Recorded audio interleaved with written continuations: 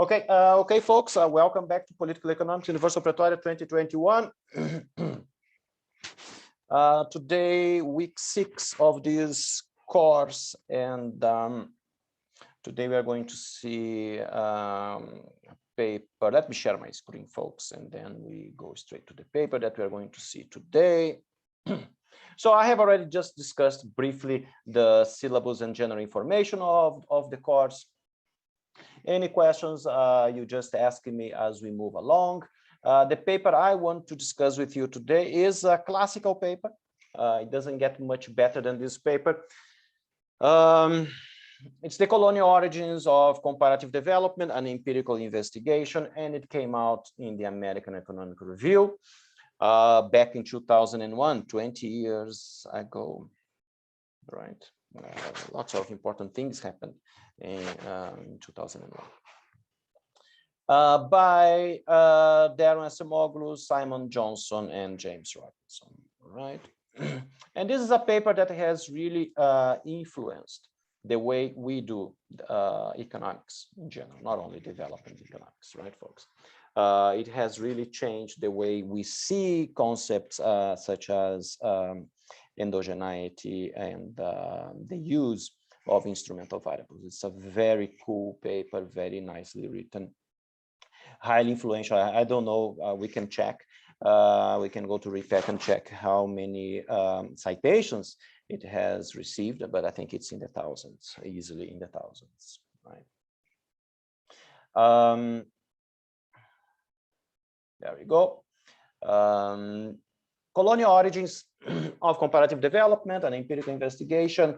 Very illustrative title. The title already tells us a lot about this paper, the importance of having a good title. The words colonial, the word colonial is there. The word comparative development. So comparative development is essentially why some countries or societies have developed better or more than others. That's comparative development, right? Why former colonies such as the United States and Nigeria have presented different paths of development. So that's comparative development. And colonial origins, that tells us that probably the colonial origins do play a role in determining different paths of development. And it's an essential an empirical paper. So it has verbal theory, verbal arguments, right, to justify what they are doing. But it is essentially a paper which uses economic data by the famous Acemoglu, Johnson, Robinson, right?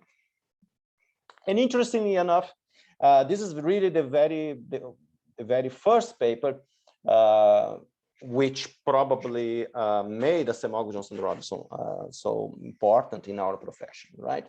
But we have also seen other papers along these 6 weeks in which they are also authors, and you can see how much their research has evolved over time. They are essentially researching on the same subject, comparative development, and using economic data. But you can see how the research questions that they've been asking have evolved, or even better, have been using the very first research question as a starting point. Okay. So what is that they do? Let's take a look at the abstract. What is that they do? They give us the research question in the very first sentence. They exploit differences in European mortality rates to estimate the effect of institutions on economic performance. Let's try to make this more interactive, but what is that they mean by that, right?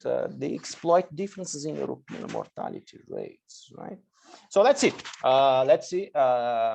Well, they tell us what do they mean, a bit of context to their research question, right? In the second sentence, they give us a bit of context. Europeans adopted very different colonization policies in different colonies. Just think in terms of the policies adopted, colonial policies adopted in the Congo by the Belgians, and colonial policies adopted in New England, in what is now the United States, right? Or if you want to keep the same colonial power, colonial policies adopted in Ghana and colonial policies by Great Britain, and colonial policies adopted in New England by the same Great Britain, right? So they say that Europeans adopted and folks, we don't care here, right? This is a paper. This is a scientific paper, which was a very innovative paper when it came out, which has been extremely influential in the way that we do economics. It's obvious, right? We are not going to discuss the merits, the pros and cons of colonialism, right? They are just stating in their paper that there's been different policies, right? That the same colonial power, for instance, has adopted different policies, okay, in different colonies. But why? That's the question. Why? Why is that? So they have adopted different policies in different colonies with different associated institutions. And we kind of understand the importance of institutions, right? Institutions, they do determine growth and development. So let's a little bit of more context in places where Europeans face high mortality rates. So Europeans were facing, in colonial times, Europeans were facing high mortality rates in particular places like Ghana and Nigeria and in the Congo. And similar mortality rates as in Europe in places such as the Western Cape, New England, and the south of Brazil, or the south of Argentina and Chile, right? Or Australia, or parts of Australia and in parts of New Zealand. And why the Europeans would face different mortality rates, right? Essentially because of two reasons. Because of malaria and yellow fever. Okay, Europeans don't have protection against malaria and yellow fever. In places where the Europeans faced high mortality rates, for example, Ghana, they couldn't settle. So they would try to settle. Don't get me wrong, folks. The Europeans, they wanted to settle in Ghana and in Nigeria and in the Congo, right? But they couldn't. They tried, and the mortality. And if we have data on mortality rates, it's because they tried. It's kind of obvious, right? We wouldn't have data on mortality rates in different colonies if they hadn't tried. So the mortality rates in particular colonies were extremely high. Where Europeans face high mortality rates, they couldn't settle and were more likely to set up extractive institutions.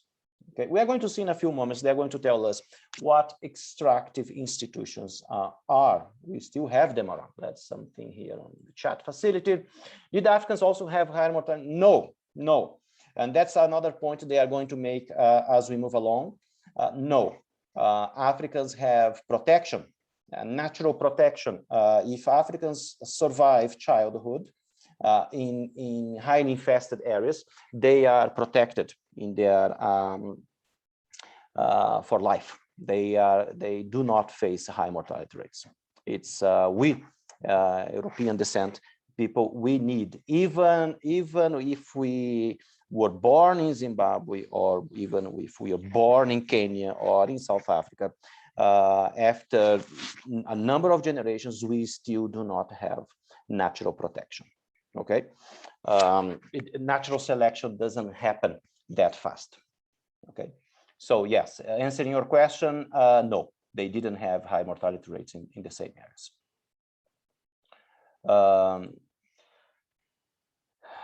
And another thing that they there are key concepts in that abstract. One is mortality rates, European mortality rates, right? Different colonization policies, institutions, and now extractive institutions. That's a key concept in this literature. And then, moreover, these institutions, they say, the extractive institutions, bad institutions. But then we are going to see what is a bad institution, right?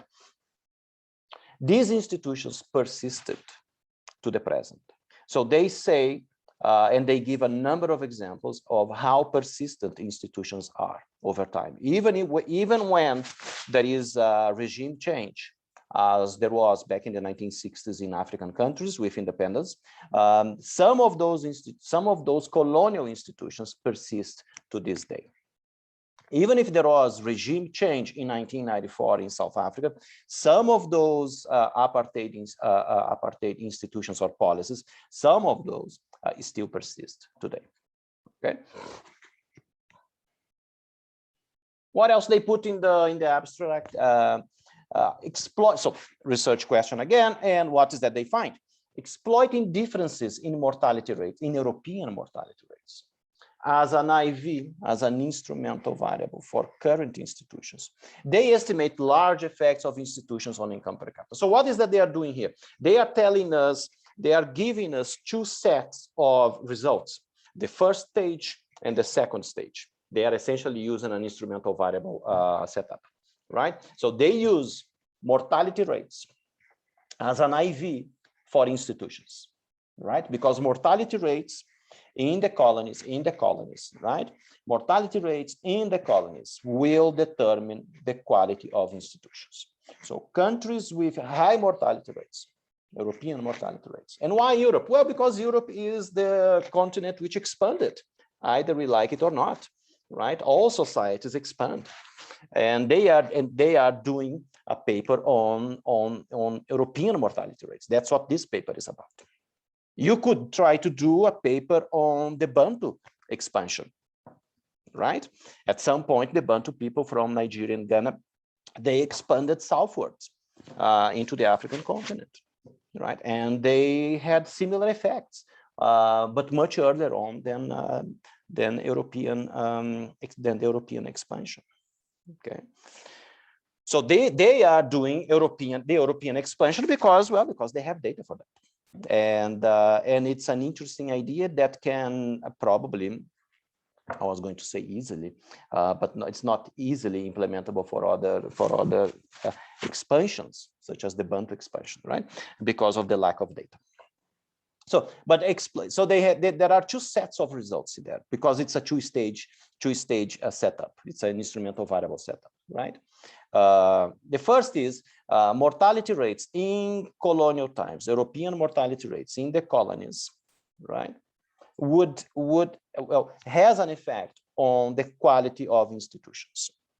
What is the mechanism there? Well, high mortality rates would mean, according just by reading the abstract, would lead to the introduction of extractive institutions in those colonies. Low mortality rates, right, would mean that the counter example, right, would mean that Europeans would actually be able to settle in places such as the United States and Canada, or New Zealand, or Argentina, or Brazil, the south of Brazil, or Chile, right? And with that, they would bring with them, they would be able to bring with them all the European institutions which were already in place by the 16th century, right? And the 17th, and in the 18th, and in the 19th century, okay? Why those centuries? Because those are the centuries of European expansion and European colonialism. Okay. So first set of results, mortality rates have an effect. I hope it rains a little bit today. European mortality rates in different colonies have an effect on the quality of institutions which were implemented in former colonies. Because another thing is, folks, even if the Europeans couldn't settle in particular colonies, those places, they still became colonies, right? And the Europeans, they implemented particular institutions in there. Okay? But those colonies had a different role in those empires, right? Than the colonies in which they settled. And then there is the second set of results, which is essentially that institution variable, that variable, a proxy for institutions, which is being instrumented by mortality rates, or which is being given this extra explanatory power, right? Correlates, but now they are talking about causality, right? Has a causal effect on income per capita, which is at the time the main proxy for economic welfare. Okay. And then finally, in the abstract, we are still in the abstract. There are the JEL codes, Journal of Economic Literature codes. Make sure that you know what they are. There are links to them from my website. So what is a JEL code? So 011, for instance, those codes are important, folks. I'm telling you this because you are all engaged in doing starting your careers as researchers, because it's easier to find, well, what is this paper about? 011, for instance, is international economic development or something, right? So your papers also need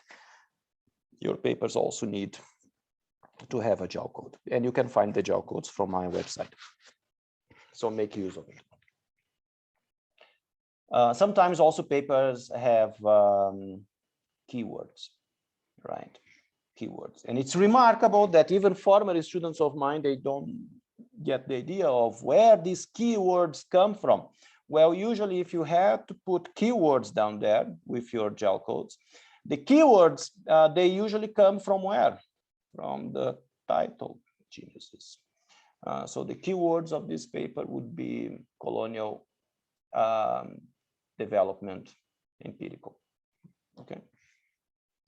Keywords, you cannot invent the keywords. They come straight. They are the keywords of your title. Okay, let me stop sharing a little bit because the abstract is intense. Questions, comments? All clear? Okay, so if you have anything, you just come in and you, let me go there again. There we go. So let's do the introduction. Oh, before we get, and that is also the affiliations of the, that's what you put right in the front page of your paper, your name and your affiliation. So Acemoglu was already at the MIT. Acemoglu has always been at the MIT, I think. His PhD from the LSE. Johnson, I think Johnson was and still is at the MIT, and Robinson was at the time at Berkeley, but Robinson now is at UChicago. Okay, research question, yet again in the very first sentence, what are the fundamental causes? So they are talking about causality, really. You see, fundamental causes. It's a bold statement. Fundamental causes, right, of the large differences in income per capita across countries. That is comparative development, right? As I said at the very beginning, that is comparative development. It's a very bold research question, folks. Okay, fundamental causes of large differences, right? That's what the paper is about. The paper is aiming at uncovering, unpacking the fundamental causes of such large differences in terms of development in countries, in former colonies such as the United States and Ghana, okay? Or such as Canada and Zimbabwe, and so on and so forth. Then a little bit of literature review. Douglas North there is a Nobel laureate, so it's the importance of avoiding gray literature. You are University of Pretoria, folks. It's important that you know which papers you are reading, which books. That is an actual book, right? Douglas North and Thomas, 1973. I have that book. I read that book. Eric Jones, 81, also, and North, 1981. Those are all books, fundamental books, written by economic historians back in the 70s and early 80s, right? And as I said, Douglas North is a Nobel laureate. So essentially what they are saying is they are in good hands. They are really standing on the shoulders of giants. And then they also a little bit of more literature review. They cite Stephen Knack and Philip Kiefer. They were World Bank economists at the time, if I remember well. And Paulo Mauro, he did a lot of work on corruption, and he was an IMF economist. And then there is Hall and Jones, 1999, the social infrastructure one. And then there is also Roderick, who is also an important economist. Right, so they are citing proper papers. They are standing on the shoulders of giants. Okay. More motivating what they do with examples. Always use examples. Practical examples are important, right? I think Albert Einstein used to say, I cannot teach without examples. Witness, for example, the divergent paths of North and South Korea, right? And those of you who did 325 with me, you recall the cover of the textbook, right? Which is essentially a picture from space of North Korea, which is in darkness, and South Korea, which is pretty bright. Okay, and that is essentially, that is the classical example in economics of a country which just 60 or 70 years ago, 70 years ago, used to be the same country with the same language, with the same geography, with the same culture, with the same religion, with the same everything, with the same policies, and which was divided, and those two halves implemented different policies, right? So for them, the importance of what causes development, because there are different hypotheses in the market of hypotheses, right? There is the importance of geography, the importance of culture, but for them, what really matters is policy. But different policies are implemented in different places for a reason. Okay, so the classical example of North and South Korea, or even East and West Germany, another country which was the same country until 1945. Same country, same language, same food, same everything, and which was after the war, after World War II, it was divided. And with the reunification in 1991, I think, or 89 is when the wall came out. In, let's say 1991, it's before your time. You are not old enough to remember. I am. We could all see the differences in terms of development between the East and the West, where one part of the country stagnated under central planning, and that applies to all these countries here, Korea and Germany, and collective ownership, while the other prospered with private property and the market economy. And in a way, folks, and I'm spending more time here because this paper is very rich, right? They are in a way already telling us what is a productive institution and what are extractive institutions, right? In a way, but they are going to highlight that in much more detail in a few moments. It's quite likely that rich economies choose or can afford better institutions. That's an important, I highlighted that because I think it's important for later on when they talk about endogeneity, right? In principle, if you are a rich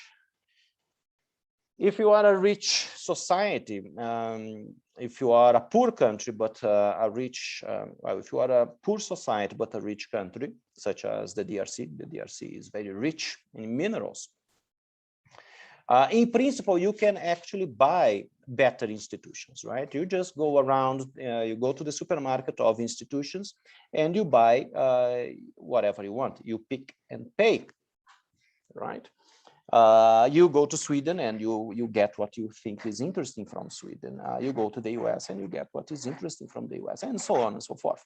So that is an interesting concept because it is important for what they are going to stress later on, which is endogeneity. So if societies can just go around and buying better institutions, then institutions become you can run both regressions, right? Income against institutions and institutions against income, and that is going to be a simultaneity bias in there. What else? Fundamental aspect of the paper, institutions being exogenous. To estimate the impact of institutions on economic performance, they need a source of exogenous variation in institutions, right? And what is this source? Well, this source is the instrumental variable that they use. This source is what is that actually determines the quality of institutions.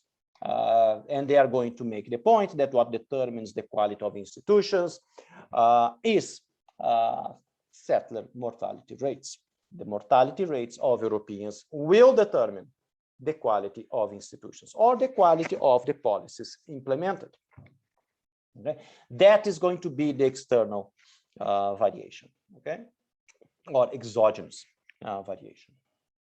Again, exogenous variation. Again, now they are going to lay out the theory.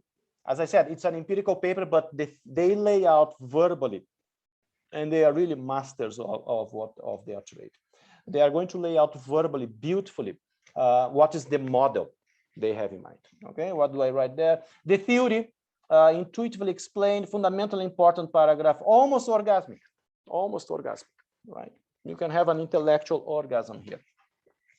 There were different types of colonization policies which created different sets of institutions, right? At one extreme, European power set up extractive states, as exemplified by the Belgian colonization of the Congo, right? These institutions didn't introduce much. Now they are explaining what is an extractive institution. These institutions didn't introduce much protection for private property. Nor did they provide checks and balances against government expropriation. Does it sound familiar? In fact, the main purpose of the extractive state was to transfer as much of the resources of the colony to the colonizer. On the other hand, at the other extreme, many Europeans migrated and settled in a number of colonies, creating what the historian Alfred Crosby calls neo-Europes. The settlers tried to replicate European institutions with a strong emphasis on private property and checks against government power. Primary examples of these include Australia, New Zealand, Canada, and the United States, right? Not only those folks, are also parts of Brazil, parts of Argentina, parts of Chile, and the Western Cape. Number two, the colonization strategy was influenced by the feasibility of settlements, right? In places where the disease environment, so now I'm just replicating what I have already said, right? In places where the disease environment was not favorable to European settlement, the cards were stacked against the creation of new Europes, and the formation of the extractive state was more likely, right? Again, where they couldn't settle because of, they haven't said yet, but they will, because of malaria and yellow fever. Mortality rates were very high. They have data on mortality rates because Europeans tried to settle in there. Okay, so there was this attempt at settling in places other than America, US, Canada, Australia, New Zealand. Okay, there were attempts at doing that. But high mortality rates implied that they started implementing extractive institutions. What else they say that? The colonial state and institutions persisted even after independence. So all this paper is, if I remember well, I think when I gave my inaugural lecture, I think this is as far as I remember, as far as I know, this is the actual first good paper, excellent paper, right? Mainstream paper, which talks about colonialism. Now there are lots of papers talking about colonialism, right? But this is the first one. Up to that point, up to those papers by Samuel Johnson Robinson, it was essentially very broad samples of countries. Okay, but in this paper they use former colonies. Okay? They want to understand why former colonies, why there are so many large differences, as they say, large differences in terms of development in different colonies, when the colonial powers were essentially the same. Okay.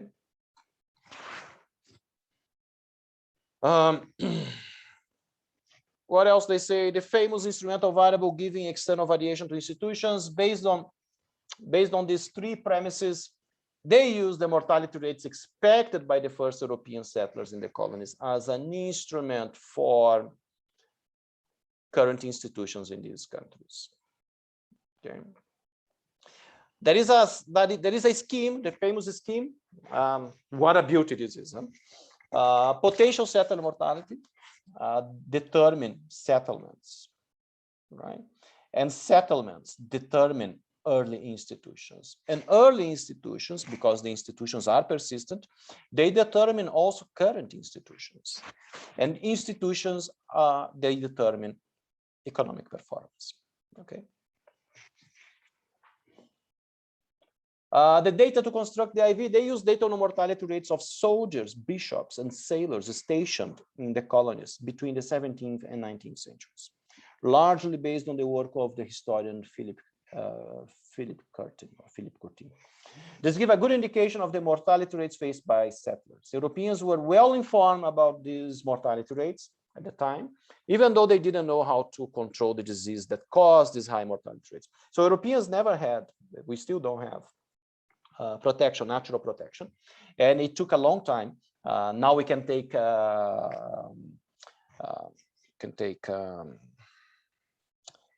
what's the name of that stuff that they said that would be good against coronavirus as well? Malaria pills, but it's based on quinine, right? It took a long time. We Europeans didn't know about the role of quinine against malaria.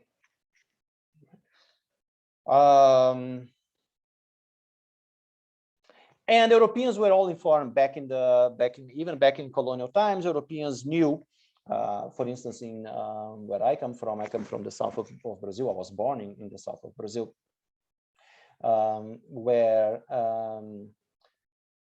in many moments in history, there were waves of European immigration, right? Especially from Germany and Italy. And they would go to the south of Brazil because they were well informed about the geography and environment of the south of Brazil, right? There are very few Brazilians with German descent in the northeast of Brazil, for instance, which has a very different environment. Okay, so Europeans know essentially where to go in different colonies. Straight in the introduction, it's a beautiful paper. They plot some data, and the data again they graph with a graph in the introduction, which is absolutely fine. Figure 1 plots the log of GDP per capita today, all right, contemporaneous GDP. Right, but remember this paper was published in 2001, so it was actually written back in the 1990s. GDP per capita today against the log of the settler mortality rates per thousand for a sample of 75 countries. It shows a strong negative relationship. Let me just see. Here it is. Right, the famous picture, historical data against contemporaneous data, settler mortality in the past, right?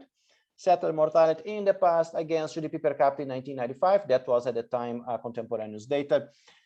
You can see here, let me just put the hand there. You can see the hand, you can see Australia, New Zealand, USA, Canada here on the left top.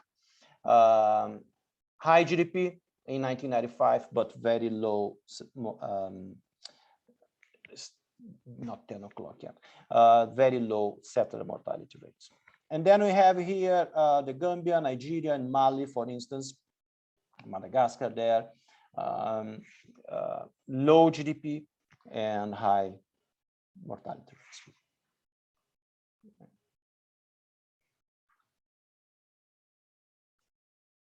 What else they say there? More intuition. The theory is that this relationship reflects the effect of settler mortality working through the institutions, right?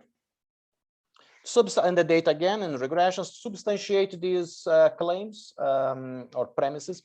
They regress current performance. Current performance is proxied by GDP per capita, contemporaneous GDP, on current institutions, right?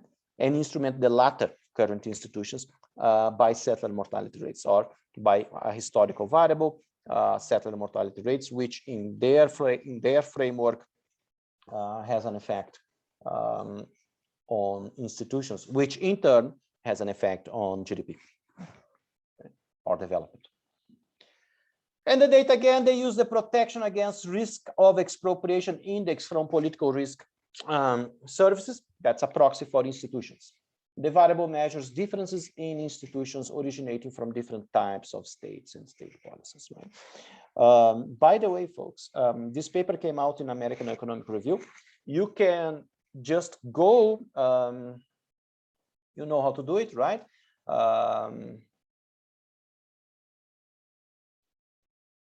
You just find you just find the, I downloaded it from JSTOR, not from the AEA, but you just find the paper in the American Economic Review website, and the data, the actual data is also, and the do files, right? The data and the do files are available from there. So you can actually try to replicate this paper. Or you can use this data of especially the mortality rates, the historical mortality rates, to estimate something you fancy. Okay.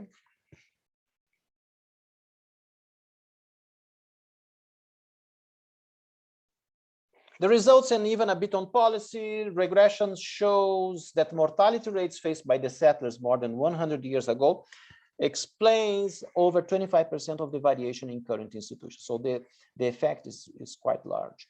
They also document that this relationship works through the channels they hypothesize. Potential settler mortality rates were a major determinant of settlements. Okay, so if people couldn't settle, they wouldn't go to those places anymore. Settlements, in turn, were a major determinant of early institutions, right? In practice, institutions in 1900. And there is a strong correlation between early institutions and institutions today, because institutions tend to be persistent, right? And the two-stage least squares estimate, that's the IV, right? Of the effect of institutions on performance is relatively precisely estimated and large. For example, it implies that improving Nigeria's institutions to the level of Chile could, in the long run, lead to as much as a seven-fold increase in Nigeria's income. In practice, Chile is over 11 times as rich as Nigeria. Okay, but every time we talk about instrumental variables, it's important that you remember, that you recall, that you actually know what is the mechanism of the two-stage least squares or instrumental variables. So what is the exclusion? So essentially it works in two stages, right? The first stage in this case is you regress institutions against settler mortality, right? You save the predictions and then you regress institutions. But now these variable institutions include the external or the exogenous variation coming from a settler mortality, right? Then you regress this against GDP. Okay. But as you recall, instruments, they have some properties. The instrumental variable must be correlated to what is endogenous, right? On the right-hand side, which in this case is institutions, right? But not to GDP per capita.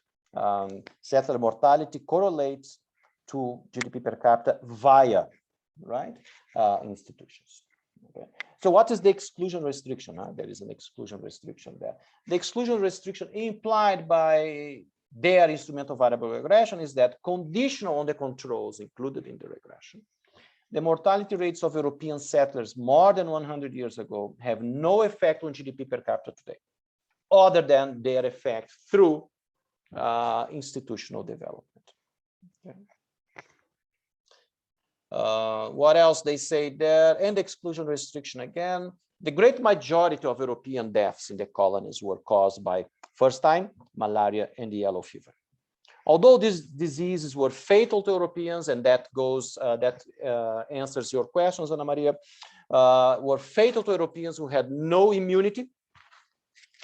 They had limited effect on indigenous adults, right? Indigenous adults who have developed various types of immunities. These diseases are therefore unlikely to be the reason why many countries in Africa and Asia are poor today, right? Essentially, it's not because yellow fever, malaria and yellow fever also affected the local populations that these countries in Africa, for instance, are poor today. It's not because these Africans are sick because of yellow fever and malaria that African countries are poor today, right? That's not the reason. That's because that's what they are trying to explain. That is putting the argument upside down to make the point that no, that's not the reason. The reason is something different. Okay.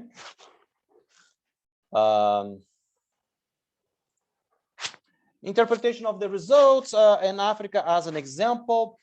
These results suggest that Africa is poorer than the rest of the world, not because of pure geographical or cultural factors. As I said, there are different hypotheses, right? Some people think that geography plays a role, that the Mediterranean area always had the right geographic conditions to develop agriculture and therefore a surplus and institutions, right? And the geography of the Karoo is really not ideal, right, for the development of agriculture, okay, and therefore of surplus and the institutions. So the rest of the world, not because of pure geographical or cultural factors, but because of the worst institutions. So their hypothesis has always been about the importance of institutions and how institutions develop over time, how institutions were implemented in the first place, and how institutions actually determine development. Some robustness of the results, inclusion of controls. First, they investigate whether institutions have a comparable effect on income once they control for a number of variables potentially correlated with settler mortality and economic outcomes. They find that none of these overturn the results. So they are saying that their results are robust. The estimates change remarkably little when they include controls for the identity of the main colonizer. So the identity of the main colonizer was a literature which was gaining some track back in the 1990s. So what would matter would be, would be the face of the colonizer. If you were, but that doesn't, that's not going to fly in Africa, right? Oh, if you were a former colony of Great Britain, you would do well because Great Britain has great institutions. And if you were a former colony of France or Spain and Portugal, you wouldn't do so well because France doesn't have great institutions, right? So what would matter would be the face of the colonizer, okay? Legal origin is also an interesting literature because again, the two main, the most important colonial powers of the past, Great Britain and France, they also have different legal frameworks. The English or Great Britain, they have the English common law, right, which differs from the French civil code. Okay, so that was also a literature making the round some time ago. Climate or geography, religion. So some people, there was also this literature, and remember this came out in 2001. Religion. So climate was it's the whole part of the thing advocated by Jared Diamond, right? That geography is important. If you have the right geography, you can domesticate particular crops, you can domesticate particular animals, and you can start developing agriculture before others. And if you start developing agriculture, people start settling down in farms, people start developing private property, and they start producing agricultural surplus, they start trading, they start building trade routes, they start building institutions, and they start counting their produce and taking note of everything. So they start counting and they start writing and they start reading, and they start also creating human capital. So there is this whole literature which says that if those societies which have settled because they had the writings, the right geography in place, would be more developed today. Religion is also something that has been around, especially that's a very Eurocentric debate between the Catholics and the Protestants, and the thousands of different Protestant denominations, which is essentially suggests that Protestants, with the religious reform of the 16th century, the Protestants advocated people to read the Bible, right? And the Catholics, in Catholic faith, the priest reads the Bible to you, not yourself. So with the reform, that's what the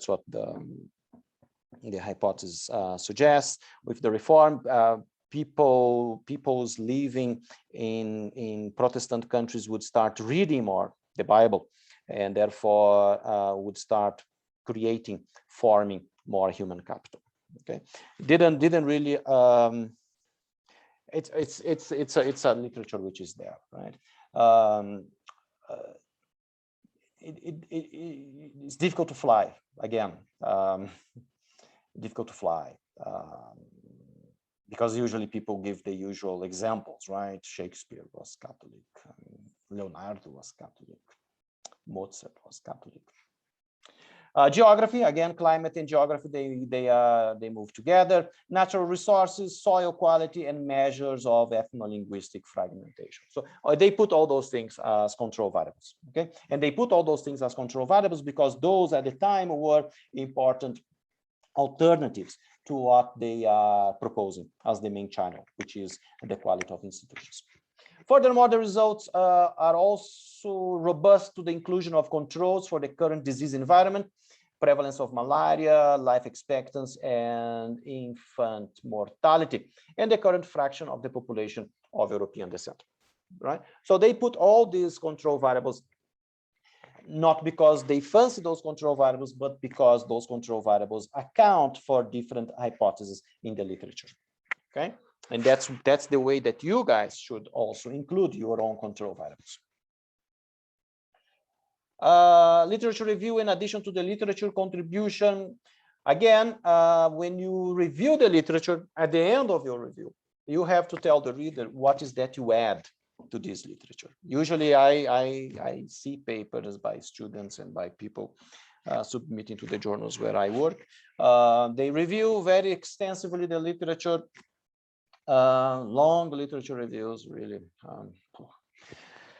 And at the end, you guys do not put into context your review with what you are doing, right? And at the end of your review, you actually have to say, what is that you are adding to the literature that you are reviewing, okay?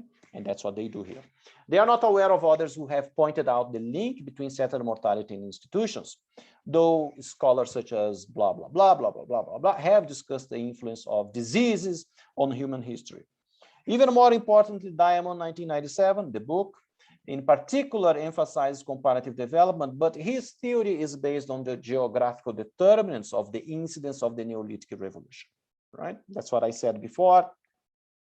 If you had the right conditions, people with the right conditions, geographic conditions around would be able to settle and start developing agriculture, right? And that's what that's the Diamond thesis. He ignores both the importance of institutions and the potential causes of divergence in more recent development, which are the main focus of this paper. So they see, they are standing on the shoulders of Diamond, but they are also saying, how is that they differ nicely, politely from Diamond, okay? Work by blah, blah, blah, blah, blah, blah, blah, blah, blah, blah, blah, blah, emphasize that settler colonies such as the US and New Zealand are different from other colonies, and point out that these differences were important for their economic success. Nevertheless, this literature doesn't develop the link between mortality, settlements, and institutions. Again, they are citing some papers. They are telling us that some papers, and they review the literature, but not extensively, and they just cite a bunch of papers They lump together a bunch of papers and they say that this bunch of papers, they do this, but we do this, and that. Okay.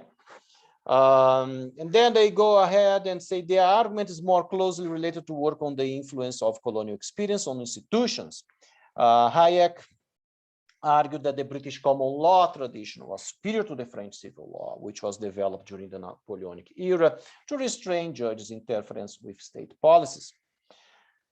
More recently, Laporta emphasized the importance of colonial origin, the identity of the colonized. So I kind of discussed these things before, right? And legal origin on current institutions, and showed that the common law countries and former British colonies have better property rights and more developed financial markets. Similarly, the Harvard historian David Landis and Douglas North argued that former British colonies prospered relative to former French, Spanish, and Portuguese colonies because of the good economic and political institutions and culture they inherited from Britain. In contrast to this approach, which focuses on the identity of the colonizer, the face of the colonizer, they emphasize you see, again, they are reviewing briefly, nicely, to the point, but now they come and say, but they do this, but we do this and that. Okay. In contrast to this approach, which focuses on the identity of the colonizer, they emphasize the conditions in the colonies. Specifically, in their theory, and in the data, it is not the identity of the colonizer or legal origin that matters, but whether European colonialists could safely settle in a particular location. That is to say, where they could not settle, they created worse institutions. In this respect, the argument is closely related to Engerman and Sokolov, which is in the list that I showed you before, and my list, who also emphasize institutions, but link them to factor endowments and inequality. So Engerman and Sokolov, they have very nice papers, which really inspired Simon Johnson Robinson, but they deal more with the colonies in the American continent. They deal more with the differences between Canada and the United States and the rest of the American continent, especially the border, right? The difference, the United States in terms of institutions in the United States and Mexico. Empirically, the work is related to a number of other attempts to uncover the link between institutions and development, as well as to blah, blah, blah, blah, blah, blah, blah, blah, who investigate the effect of being a colony on post-war growth. Two papers deal with the endogeneity of institutions by using an instrumental variables approach, as we do here, Paulo Mauro, instruments for corruption using ethno-linguist fragmentation. I think it's a paper by, there's a paper by Paulo Mauro in QJE in 1995, which deals with that, that's the paper. And then there is Hall and Jones, 1999 in QJE. In turn, use distance from the equator as an instrument for social infrastructure because they argue latitude is correlated with Western influence, which leads to good institutions. The theoretical reasoning for these instruments is not entirely convincing, so they are actually, now they are slightly criticizing those previous efforts, and that's how science works, right? And now they are going to say what is that they add also to those papers, right? It's not easy to argue that the Belgian influence in the Congo or Western influence in the Gold Coast during the era of slavery promoted good institutions, right? So ethno-linguist fragmentation, on the other hand, seems endogenous, especially since such fragmentation almost completely disappeared in Europe during the era of growth, when a centralized state and market emerged. Econometrically, the problem with both studies is that their instruments can plausibly have a direct effect on performance. So if the instrument has a direct effect on GDP, then it doesn't make, that's not supposed to be a good instrument, right? The instrument is supposed to have an effect on what is endogenous on the right-hand side. For example, Easterly and Levine argue that ethno-linguist fragmentation can affect performance by creating political instability. And blah, blah, blah argue for a direct effect of climate on performance. The advantage of their approach is that condition on the variables they already control for, settler mortality more than 100 years ago should have no effect on output today. Why? Other than through its effect on institutions. See, if that is the case, folks, then the RIV is valid. Nobody's perfect. They have the roadmap paragraph. Please always avoid the roadmap paragraph, but that's enough. Johnson and Ramsden put the roadmap paragraph there, so why shouldn't you? The next section outlines their hypothesis and provides support and historical evidence. Section 2 presents OLS regression of GDP per capita in their index of institutions, and section 3 describes the key instrument for institutions, the settler mortality. The mortality rates faced by potential settlers at the time of colonization. Section 4 presents the IV results. Section 5 investigates the more robustness, and section 6 concludes. Let me stop sharing here for a little bit and see if there are questions. All clear? Why would you avoid the roadmap paragraph? Because sometimes you what we usually say is that, first of all, it's an useless paragraph. We kind of know, right, what is the structure of a paper. We know that, okay, this is the introduction, and then the second section is you describe the data and method, and then you describe then you give the results, and then you conclude. So why repeating yourself? Okay. Anything else, folks? So let's press ahead for another 10-15 minutes, and then we have a break. Okay.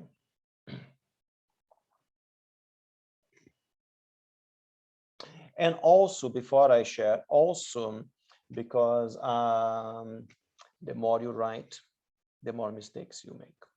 Okay, it happens to all of us. So let me share the screen. Hypothesis and historical background, folks. I was told once that you don't need me to tell you your history. Anyway, it's in there. What's that they do? Hypothesis yet again. They hypothesized that settler mortality affected settlements. Settlements affected early institutions, and early institutions are persistent, and institutions affect economic development. Right, it's essentially the scheme again, right? It's always the scheme keeps coming again and again and again. Settler mortality with examples in the province of Freedom, which was essentially Sierra Leone. European mortality in the first year was 46%. In Bulama, there was 61% mortality among Europeans. In the first year of the Sierra Leone company, 72% of the European settlers died. On Mango Park's second expedition, 87% of Europeans died during the overland trip from Gambia to the Niger, and all the Europeans died before completing the expedition. So they are essentially justifying or giving examples of very high European mortality rates in here, in particular in Africa, right? Another example, and a quite compelling example, another example comes from the Beauchamp Committee in 1795, set up to decide where to send British convicts who had previously been sent to the United States. One of the leading proposals was the island of Le Mans up the Gambia River. The committee, however, rejected this possibility because they decided mortality rates would be too high even for the convicts. Only the British can do that. Huh? Southwest Africa was also rejected for health reasons. The final decision was to send convicts to Australia. So just send them to Australia. It's easier, right? Settler mortality again, in places where the early settlers face high mortality rates, there would be less incentives for new settlers to come. I think I've been saying that since the very beginning, right? Now, the notion of two types of colonies. The historical evidence supports both the notion that there was a wide range of different types of colonization, and that the presence or absence of European settlers was a key determinant of the form colonialism took. Okay, folks, I'm pretty sure the colonial powers at the time, they had no idea of what was happening, right?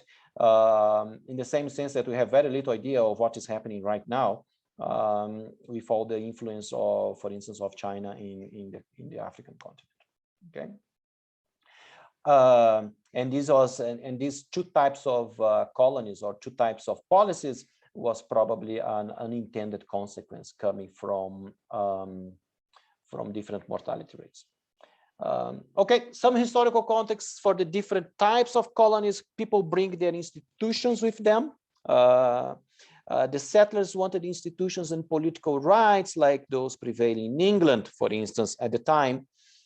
They demanded jury trials, freedom from arbitrary arrest, and electoral representation. Although the British government resisted at first, the settlers argued that they were British and deserved the same rights as in the home country. Always think in terms of, for instance, I think a place which I find in South Africa, which still has sort of, you see a bit of this story, right, is Cape Town, right? You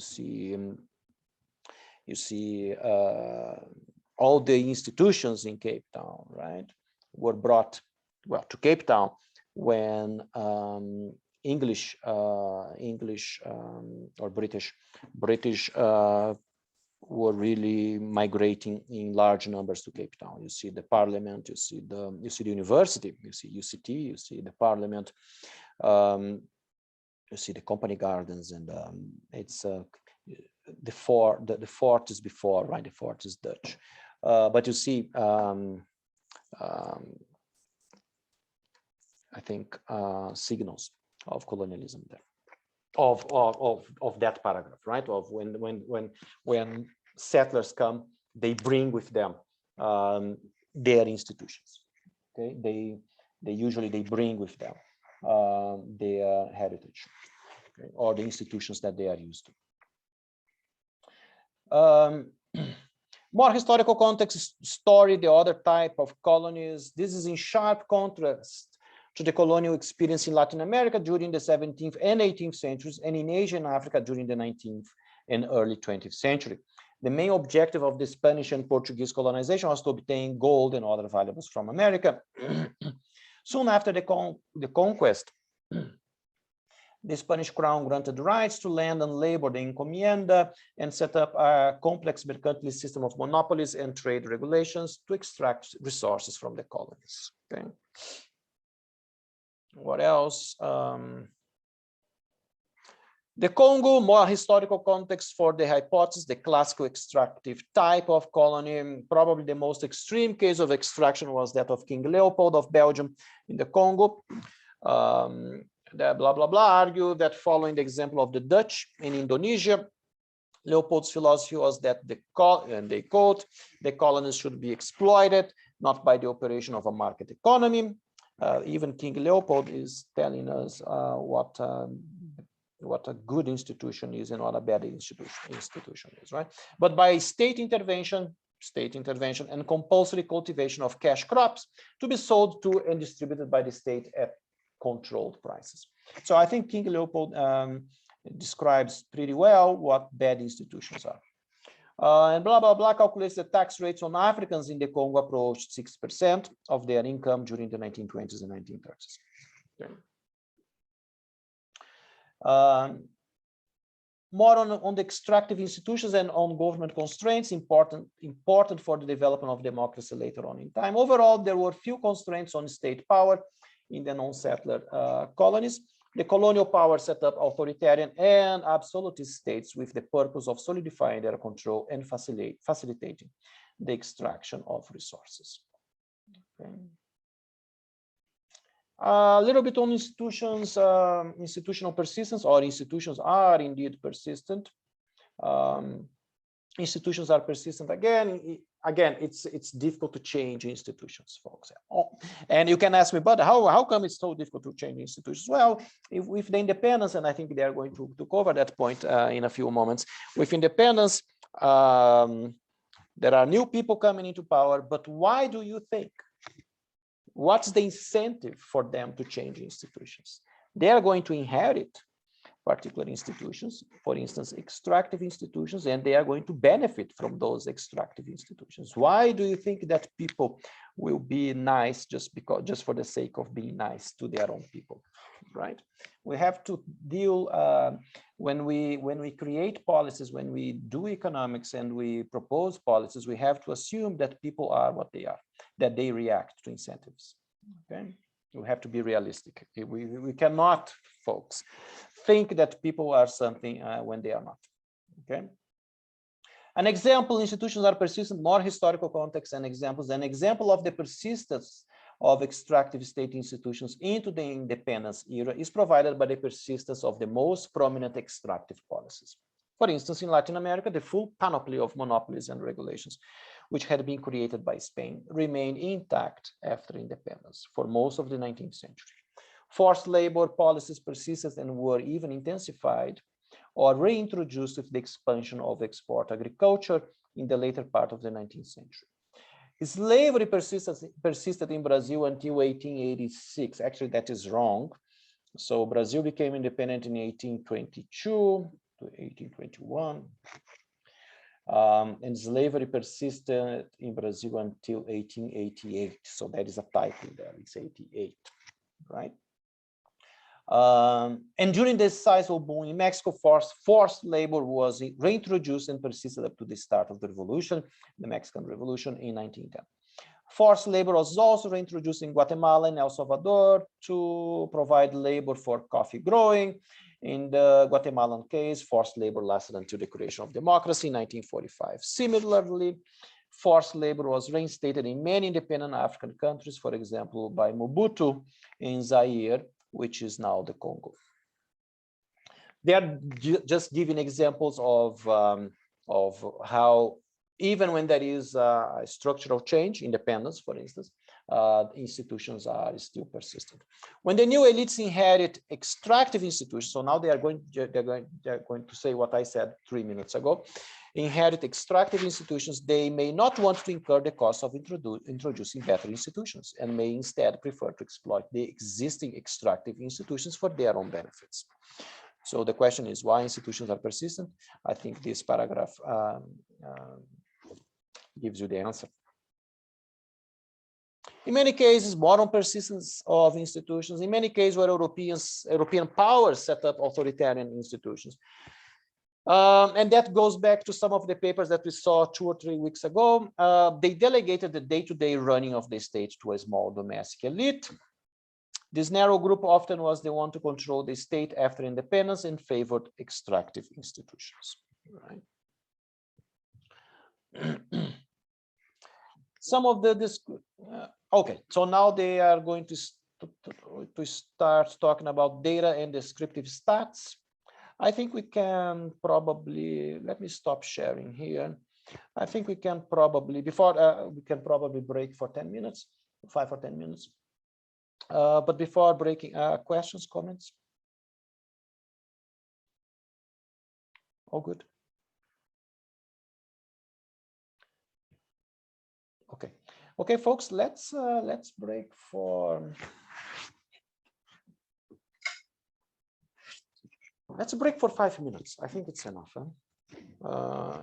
Let me just pause recording. Okay, folks. Well, welcome back. Let me share my screen again, and let's continue this conversation about AJR 2001 in AR. Data, next section is obviously data and descriptives. Table 1 provides descriptive stats for the key variables of interest. Table 1 descriptives must be in your paper as well. That is the table. The descriptives are there of the main variables. GDP per capita is there. Output per worker. Remember, output per worker is usually a similar variable, but which takes into account productivity. And then there is the average protection against expropriation as the proxy for institutional quality, and a bunch of other variables. Also, self-contained table with all info to understand the data without having to actually read the paper, right? It's all the info about the data is down there. Same sort of condensed, right? And the same info that they are going to put down here now. What I found interesting, data GDP is the main dependent variable, measure of economic outcome. They also have output per worker, which recall productivity. The main variable, they are explaining, motivating their data, their variable for institutions. The main variable reported in the second row is an index of protection against expropriation. This data are from the political risk services and were first used in the economics and political science literatures by Knack and Kiefer, the guys who I said used to be at the World Bank. I think Philip Kiefer is still at the World Bank. Political Risk Service reports a value between 0 and 10. So it's an index for each country and year, and with 0 corresponding to the lowest protection against expropriation, right? What else? So that's the very brief description of the data, right, folks? You see, not a lot of stuff, but the table is there, the descriptives are there, even if they don't say much about the table, but it's there. Okay, they start with OLS, right? They start with a sort of baseline. They start with OLS regressions. Yes, they use OLS, simple and to the point, no boilerplate, no bullshit, right?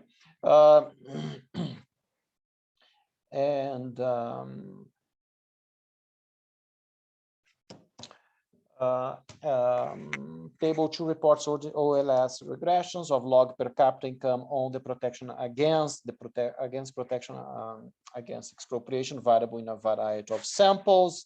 The equation in words, that it is the equation, that's the identification. Y is GDP, where Y is income per capita in country I, R is the protection against expropriation measure, and X is a vector of other covariates, and epsilon is a random error term. This sentence is always there in any paper. What else? If the intuition of the OLS correlations, OLS are always correlations. If the effect estimated in table 2 were causal, it would imply a fairly large effect of institutions on performance, but still much less than the actual income gap between Nigeria and Chile. Let's see the regressions. That's the first set of results, OLS. Oops, it's what I want to see. First of all, this table, very clear table, notes down there explaining the variables, right? And the variable that we are interested in is this one, folks. Average protection against expropriation risk. Dependent variable is log GDP per capita in 1995, and then they run 2 regressions, regression 7 and 8, where the dependent variable is log output per worker in 1988. And you see that the estimates are always positive, and I think they are, no, I don't think they are always different from 0 or statistically significant. Okay. They also include other, and they start putting, they also put latitude, the Asian dummy, the Africa dummy, it's negative, by the way. But essentially, those are baseline results. The results are not going to change much when they use the instrumental variables, right? That's the important thing, right? The baseline results tell you a story, which is essentially that there is a positive correlation between institutions and GDP per capita. But with this table only, folks, they wouldn't get in AR because that had been done before. Okay. So to get into AR, they needed something else, and the something else is the instrumental variable. Correlations, no causation. Overall, the results in table 2 show a strong correlation between institutions and economic performance. Nevertheless, there you go. Nevertheless, there are a number of important reasons for not interpreting this relationship as causal, right?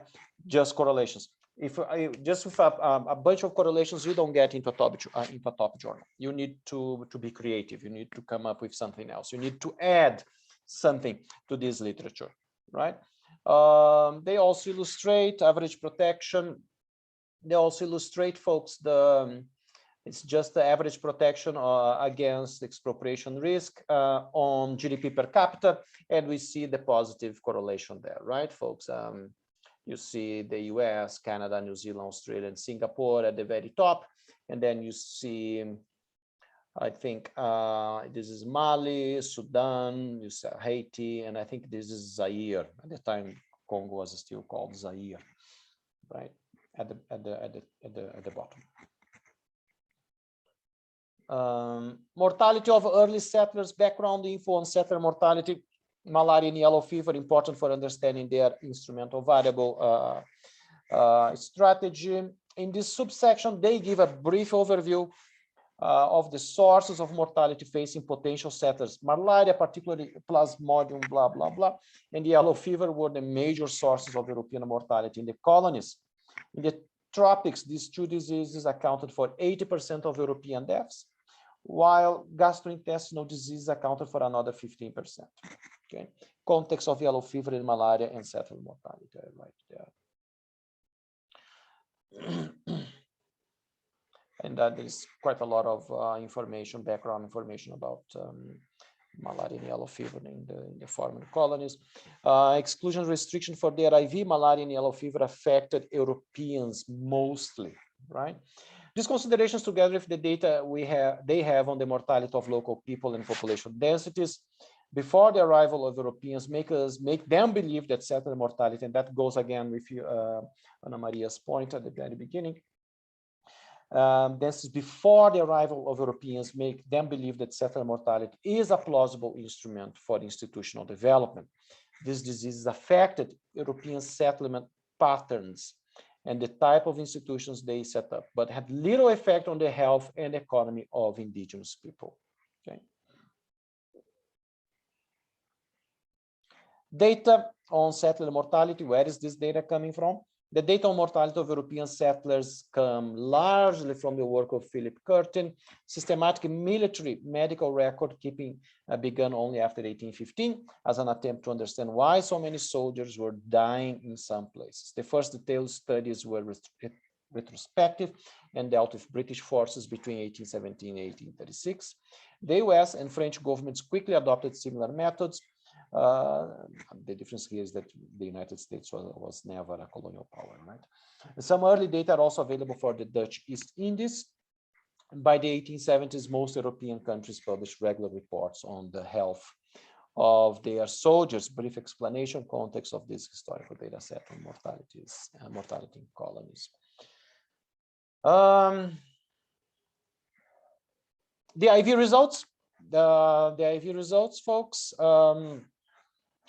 The exclusion restriction, instead they use the mortality rates faced by settlers, which they call M, for mortality, I guess, as an instrument for R, right, for risk. This identification, so M is the settler mortality and R is the institutional variable.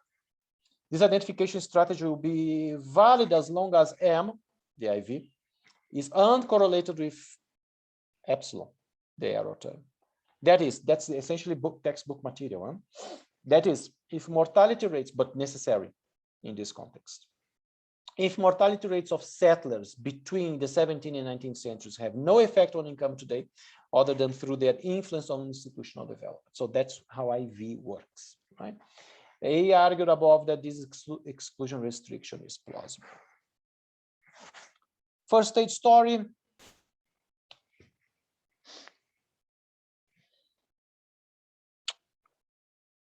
Let me stop for a second here. I need to ask you something. Okay, folks, instrumental variables. How much do you know about instrumental variables? Let's say 5, from 1 to 5. 1, you are completely stupid about instrumental variables. 5, you are better than I am. Where do you put yourselves? Between 1 and 5.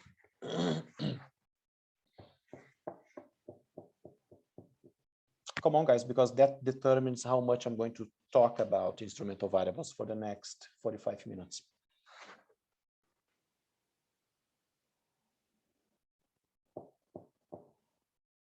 .4, not 2.5, 2.4. 2.4, Ana Maria. Okay, anyone else? 2. Michelle. 2, Frederica. So nothing around 3 then. 2 also.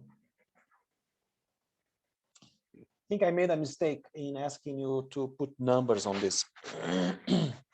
What do I make? What do I do with those choose now? So you are not totally stupid. That's good to know. Adinda, where is Adinda? She's not in. Adinda is not in.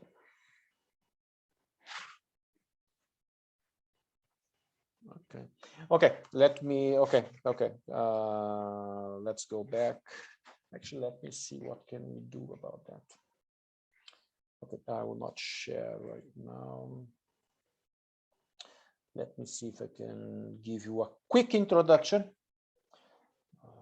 Guys, you are really something. I'm sure I have something here somewhere.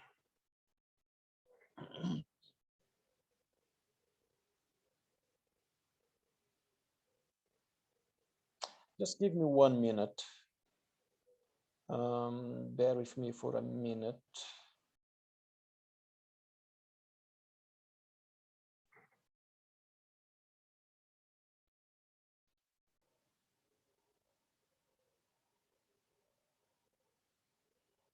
Bear with me.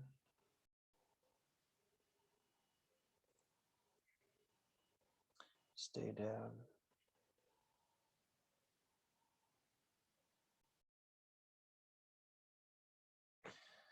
Stay with me.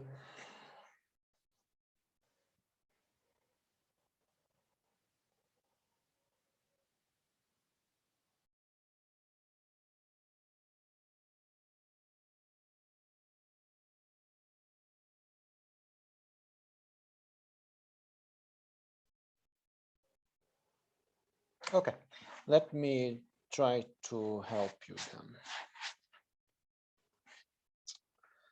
Let me share my screen. Okay, folks, let's have a very brief conversation, really brief. What time is it? Because I'm expecting a delivery of my new bookshelves today. So at 12, meaning probably at 4. Okay, let's try to do it. So let's have a very brief conversation before we go into the actual instrumental variables of Asimov, Johnson, Robinson. Can you see endogeneity and instrumental variables in front of you? Just give me a yes or no. Yes. Cool.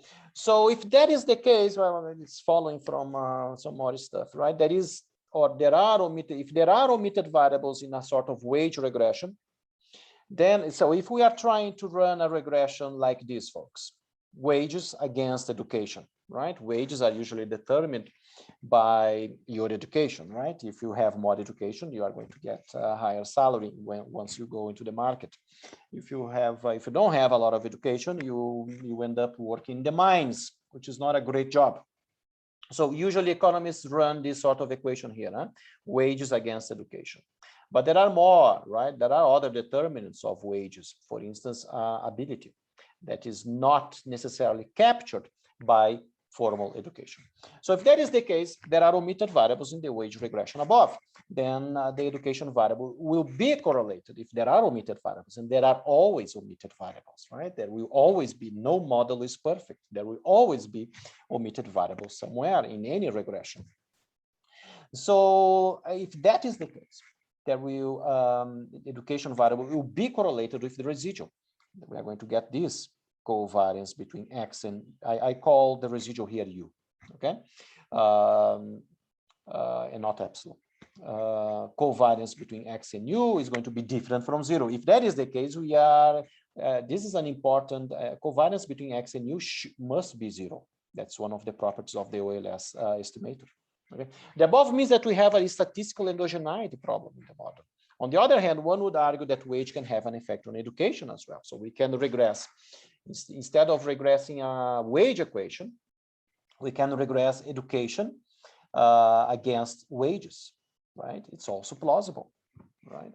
In the same way that Asimov, Johnson, Robinson are regressing GDP against institutions, right? They could also, and they make that point, They could also be regressing something upside down, institutions against income or GDP, right? Meaning that rich societies, rich countries can go to the supermarket of institutions and get some better institutions here and there. So in this case, we have an economic endogeneity problem, right? There are a statistical endogeneity problem and an economic endogeneity problem, but overall endogeneity. Simultaneity bias, think of supply and demand. Education ability will present an upward bias. They tend to be positively correlated. In addition, when the explanatory variables are measured with error, and that is also very common, assuming we measure X star, let's say institutions, with error, X is equal to X star plus an error, epsilon, right? If you are interviewing people for a survey, maybe people, if you ask people, how much money did you make last year? Why people are going to tell you that? They don't want to pay taxes, right? So they will always underestimate their incomes, for instance. So that's an example, a classical example of a measurement error. What else? Well, sometimes people are collecting data and instead of, and that happens a lot, instead of typing 9, they type 8 or they type 5. Right? So all sorts of measurement errors can happen in real life when collecting data. These variables will also be correlated with the residual, or the covariance between X and U is going to be different from 0 or not independent. And that is a serious problem for our OLS estimator, isn't it? If that is a problem for our OLS estimator, then we need something alternative. And the alternative here, in their case, is instrumental variables. Bear in mind that the OLS estimator, which minimizes the sum of squared residuals, that's a textbook material, assumes that the explanatory variables X are exogenous, not correlated with the residual. Otherwise, if that is not the case, OLS is not going to be blue, best linear unbiased estimator. That's what I was saying up here. Nevertheless, if we suspect endogeneity is statistical or economic, the way to sort this problem out is by IVs. IVs will provide consistent estimates in large samples. The more data, the better, always. We need to find an instrument, Z. Remember, they call their instrument M for mortality. For the endogenous explanatory variable, education in that case, but in our case in HAR, the endogenous explanatory variable, the endogenous X, is institutions, what they call R. The instrument must be correlated with the endogenous explanatory variable. The instrument must be economically relevant.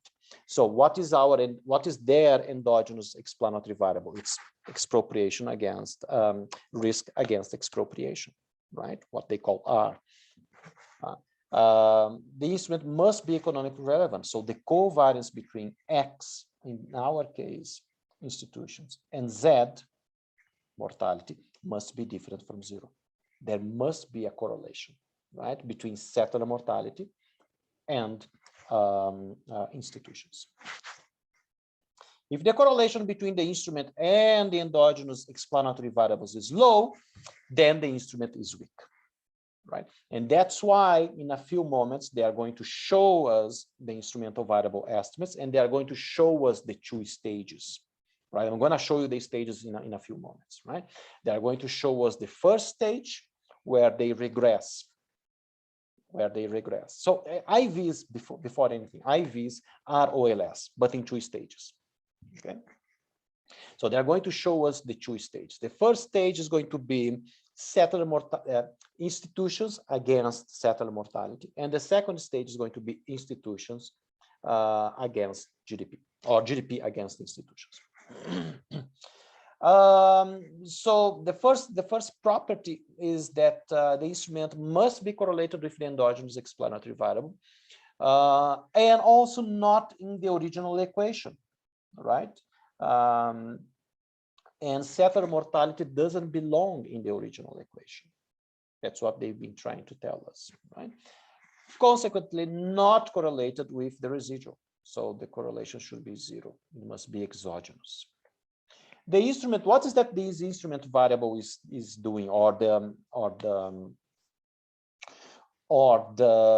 in that case, settler mortality is doing. The instrument provides external variation to institutions that is not correlated with the residual. In our case, right, a plausible external or identifying instrument for institutions would be, well, here is education, right? So a plausible external or identifying instrument for education would be father's education, right? So I was sent to school because my father knew, my parents knew, my father and my mother, they knew the importance of educating their offspring, right? But think about the economic intuition behind this idea. So the economic intuition is also very important, always very important. That's why Samuel Johnson and Robinson, they spend so much time, so much ink in actually giving us the intuition. Let's see the mechanics. Let's see the mechanics. We have to run, Stata does that for us, right? We have to run the first stage regression, which in this case is education against father education, plus the controls. In our case, in our paper, is institutions against settler mortality, plus all the controls that you saw in the OLS regressions. Okay, but the identifying instrument is, in this case, father education, and in our case, mortality. Then we are going to save the predictions. You see education here, now educate, after we are going to have education hat, right? This education hat. So that's, we are saving, you run this regression, that is the first stage. Then we save this new variable education. This education hat is not the same educational variable as before. This now includes the role of the instrumental variable, in this case, father education, right?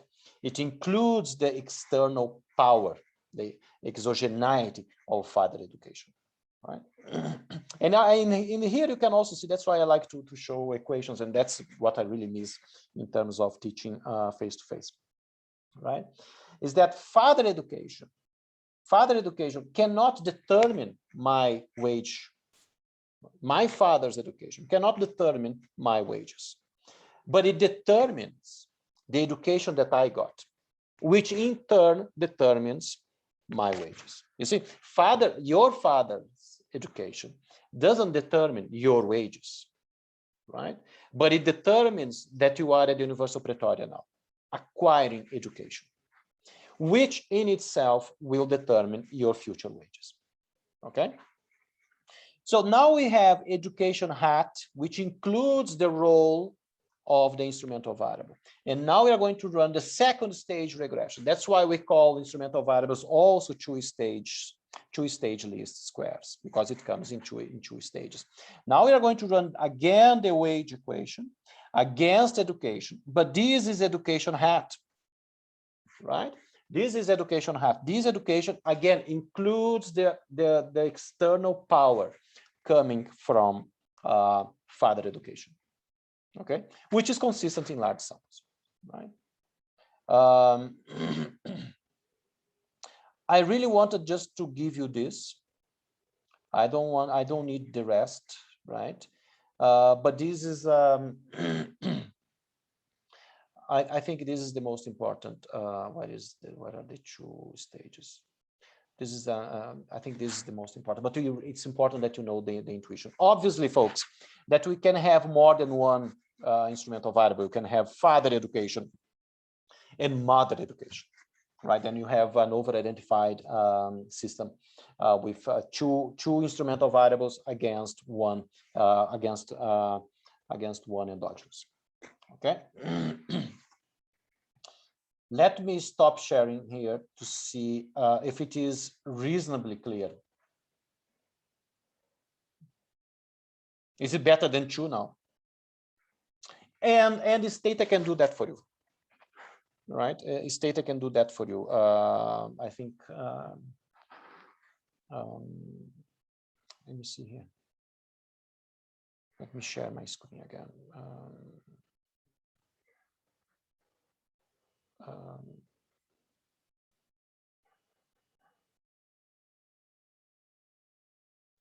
I think I am still.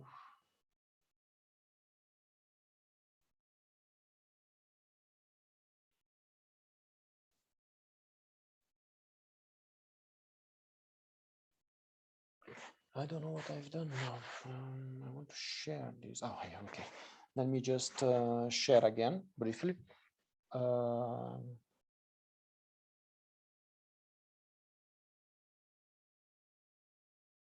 The rest, you don't need that at this stage, right? And actually, when I taught this final data course a long time ago, I used the example of Asimov, Johnson, Robinson, AR 2001 because it's the most compelling example, right? Institutions, that's why, let's do it. And that's what they do, right?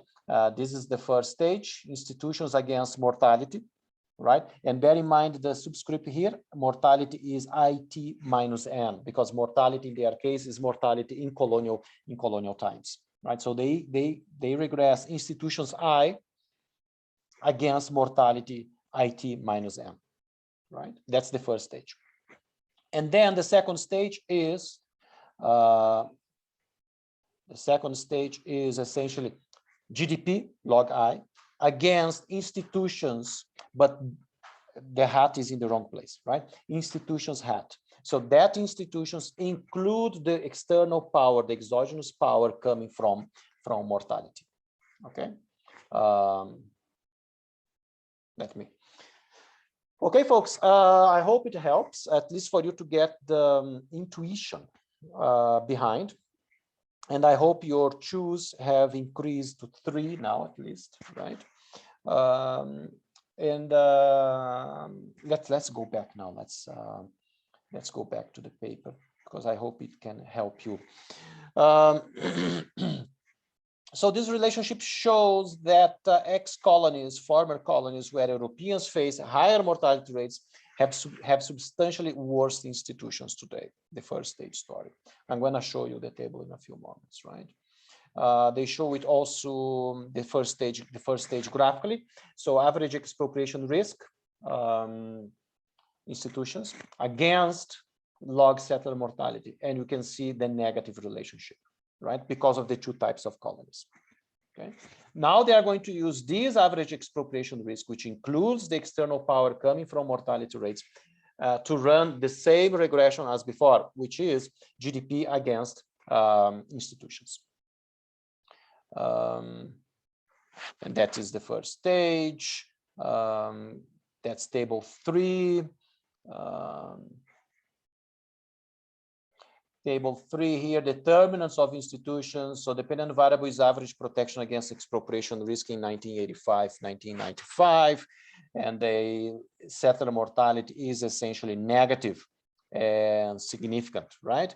So higher mortality rates in the former colonies will have a negative effect or correlates negatively with quality of institutions. Right. Remember, then you have to be aware of the whole intuition behind those results, the whole story that Asimov, Johnson, Robinson tell us about, right? Which is essentially because of high mortality rates, Europeans didn't settle, and the former colonial powers ended up, well, those places became colonies in any way, and the former colonial powers implemented extractive institutions, and institutions are persistent over time.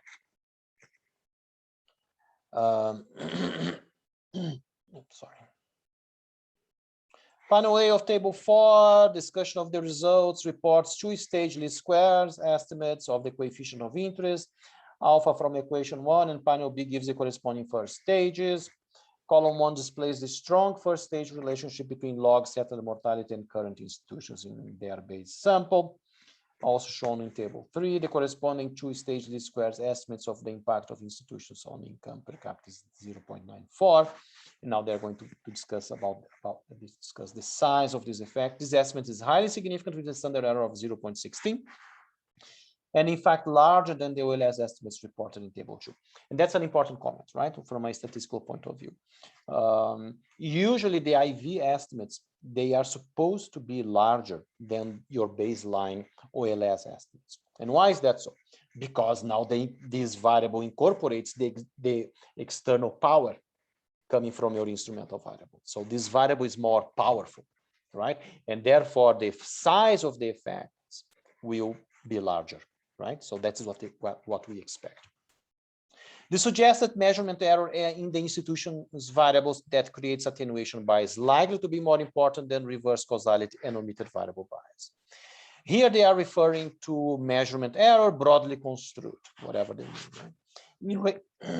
In reality, the set of institutions that matter for economic performance is very complex, and any single measure is bound to capture only part of the true institutions, right? So even the variable institution quality is bound to have measurement error, right? It's a bunch of guys somewhere deciding what's the difference between North Korean institutions and the United States institutions. So there is always measurement error.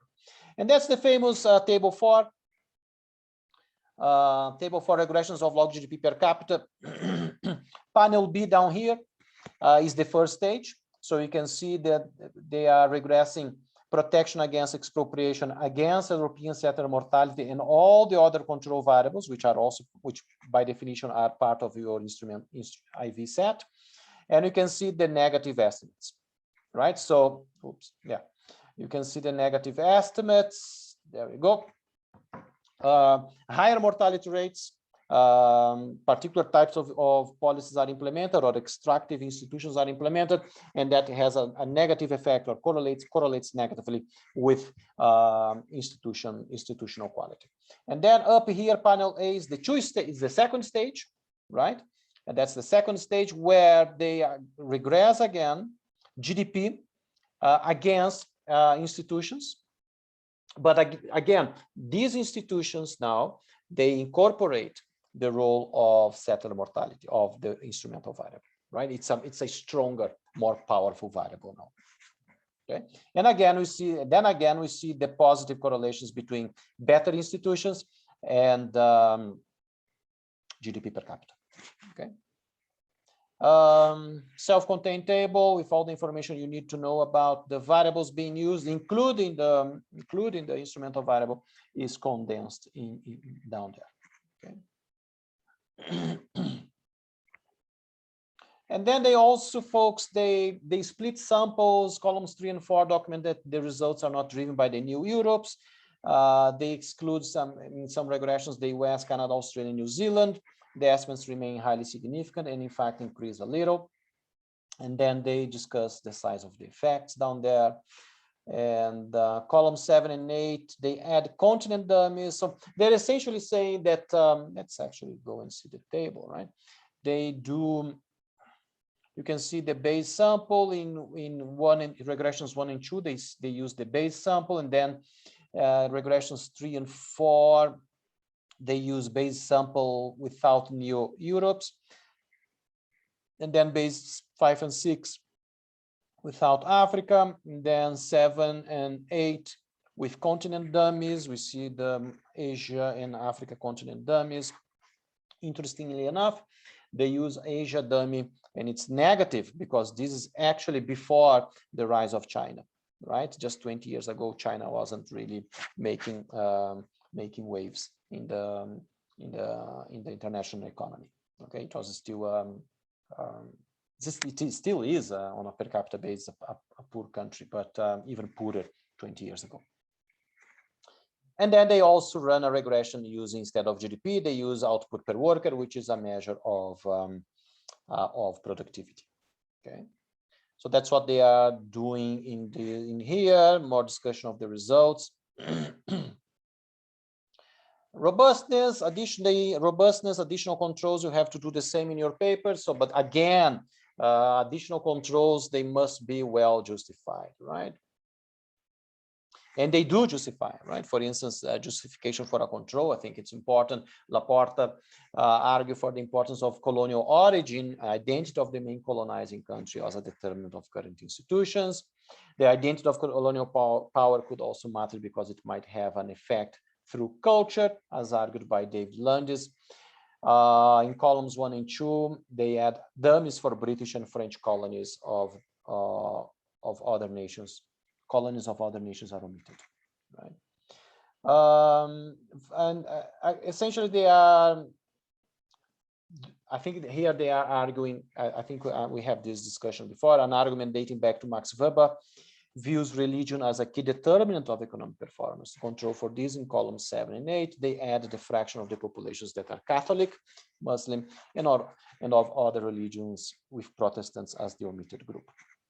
So they are essentially, folks, I think it's important to cover this with you because they are essentially justifying the introduction of a control variable. So even control variables, you have to, in a good paper, in a top paper, you have to make sure that you justify well.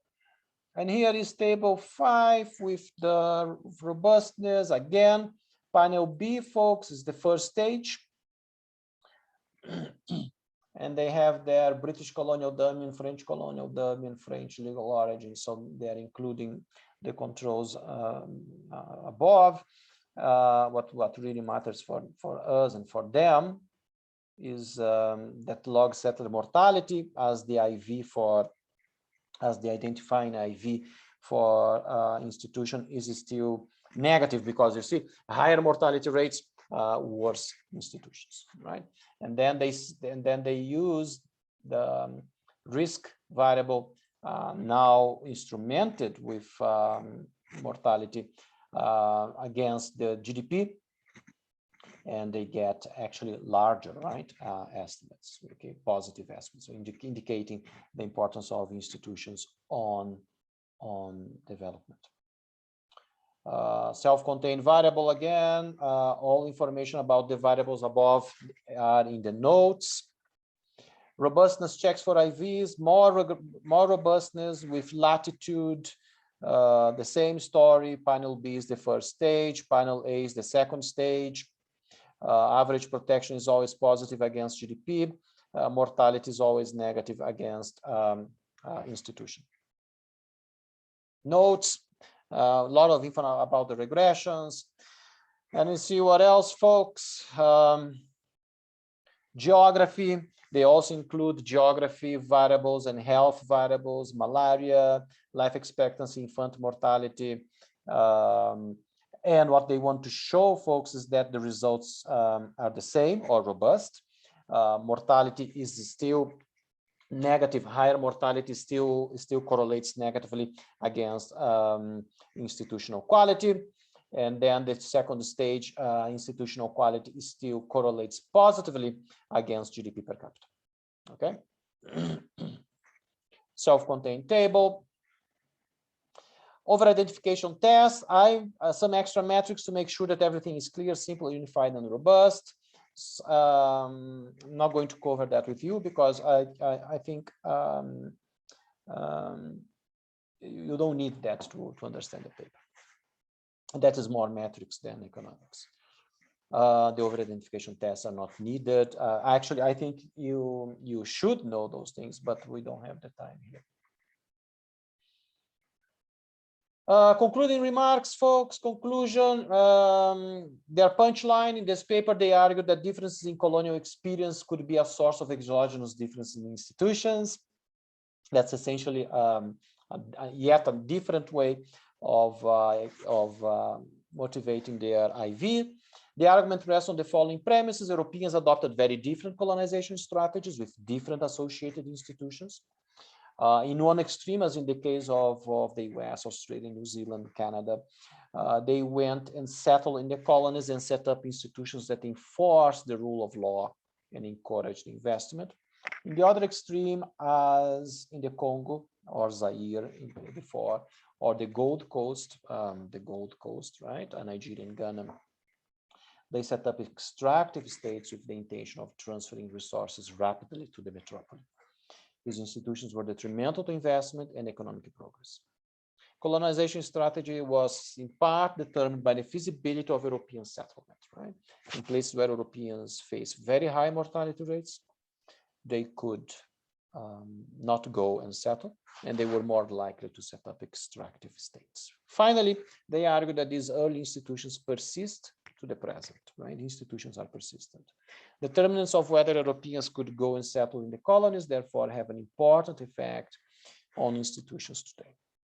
They exploit this difference as a source of exogenous variation, the mortality, to estimate the impact of institutions on economic performance. Results: there is a high correlation between mortality rates faced by soldiers, bishops, and sailors in the colonies and European settlements, between European settlements and early measures of institutions, and between early institutions and institutions today, right? That's the whole scheme. They estimate large effects of institutions on income per capita using this source of variation. They also document that this relationship is not driven by outliers, so they run a bunch of robustness tests, they use different samples and subsamples, and is robust to controlling for latitude, climate, current disease environment, religion, natural resources, soil quality, ethno-linguistic fragmentation, and current racial composition. Policy: in fact, the reading is that these results suggest substantial economic gains from improving institutions. But how do we improve institutions, right? For example, as in the case of Japan during the Meiji Restoration or South Korea during the 1960s. Some limitations on future work. There are many questions that their analysis doesn't address. Institutions are treated largely as a black box. And then when you read their papers, the papers that they put together after this first paper, you can see that how they are thinking about institutions have been changing over time. The results indicate that reducing expropriation risk or improving other aspects of the cluster of institutions, and institutions are a cluster, right, would result in significant gains in income per capita, but do not point out what concrete steps would lead to an improvement in these institutions. Institutional features such as expropriation risk, property rights, enforcement, rule of law should probably be interpreted as an equilibrium outcome related to some more fundamental institutions, for instance, presidential versus parliamentary system, which can be changed directly. A more detailed analysis of the effect of more fundamental institutions on property rights and expropriation risk is an important area for study, for future study. Appendix for all sorts of things that do not belong in the paper, lots of textbook material on IVs, right? Bias in the effect of institutions when other endogenous variables are included. So that, like you can see there are, you probably have seen p-limbs before, there are covariance, variance, you can see that's all textbook material, right? Another appendix on data description and sources, more detailed data description, it goes into the appendix. And the references. Reference IR is a journal of the American Economic Association. They have their own style, in case you are interested in that.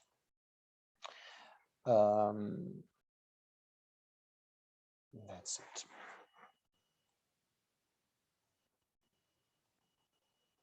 Let me stop sharing and let's see if there are questions and comments. Questions, comments, suggestions, criticisms, grievances. All clear? Okay. So what I'm going to do is let me stop recording.